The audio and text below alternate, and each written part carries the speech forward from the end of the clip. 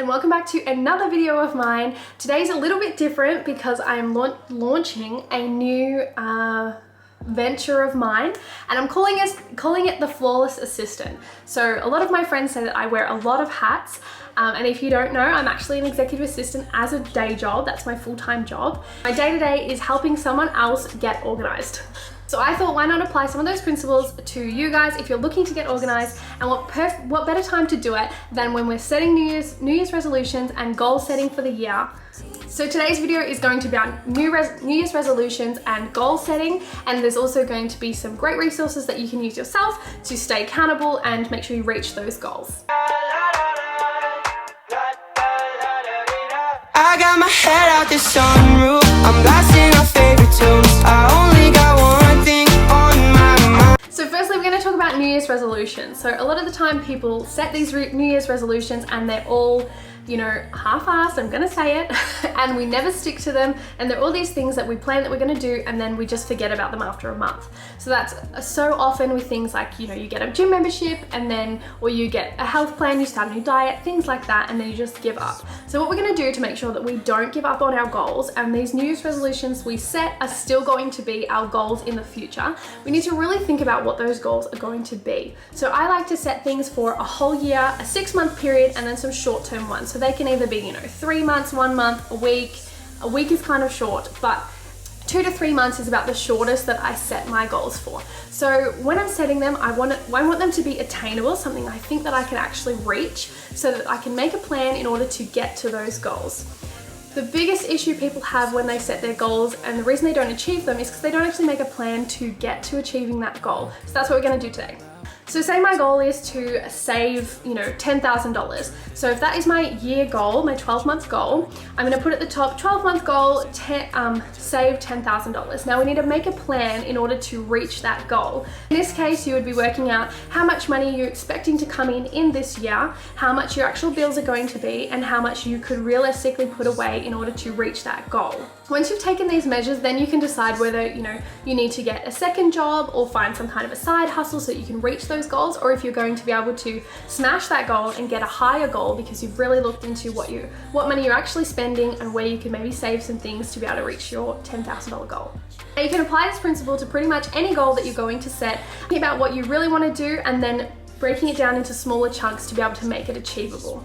For instance, one of my goals is going to be to reach 1,000 subscribers or more, I'm hoping for more, on my YouTube channel in this next year.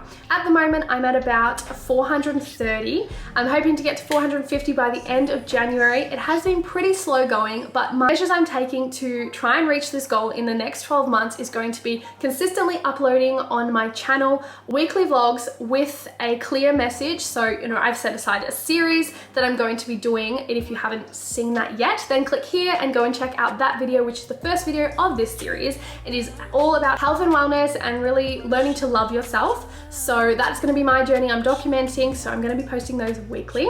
I'm also going to be staying active on the app or on the website, on YouTube, and, you know, engaging with my audience and also the people that I follow and I love watching as well, to try and, you know, build that community that I'm looking for to reach my 1,000 subscribers. To really keep myself accountable, I am going to be using a habit tracker. So if you haven't heard of a habit tracker, it is something where you put in your goals for the year, or you put in a habit you'd like to add in or change. So they say it takes about 21 days for you to change a habit or learn a new habit. Filling out this habit tracker every single day for that 21 days, and then it just becomes a habit that you are filling out the habit tracker, and you'll be able to reach your goals so much easier because you know how much progress you're actually making and whether those goals you set are really attainable.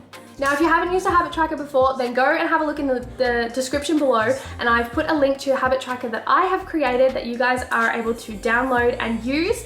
It is in an Excel format, so you can use it on your phone or on your iPad, your computer, anything like that. I've also made a printable version of this, so you can print it out and put it, you know, in your bullet journal, in your day-to-day journal, or just make it your own, you know, just have your printouts of it and you can tick off all the boxes yourself. To go along with this habit tracker, I am also doing a year goal planner, which you'll also find the link to in the description below, which will help you set your goals for 2022, just like I talked about in the start of this video, so that you can keep yourself accountable to really reach those goals.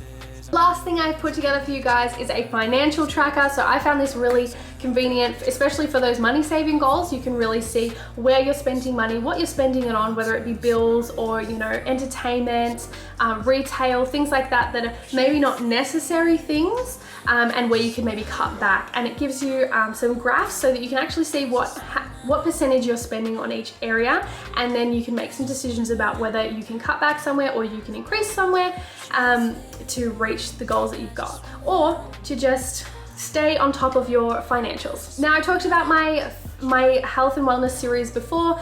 In those videos, I do talk about a food diary and an exercise habit tracker. So if you're interested in those two things, the link is also in the description. And I do have an all-in-one, which gives you access to all of the downloadables for a cheaper price. So if you're interested in that, then check out the description below. I feel like I've said that 100 times now, but I just want to make sure you guys know that there are resources available to help you reach your goals this year, so that your New Year's resolutions aren't just resolutions you've had for 3 weeks and then they're out the window. I hope you guys have found this video interesting and helpful. If you have, then please leave me a comment or a like, and hit the subscribe button if you want more tips from an executive assistant on how to stay organized. Bye guys.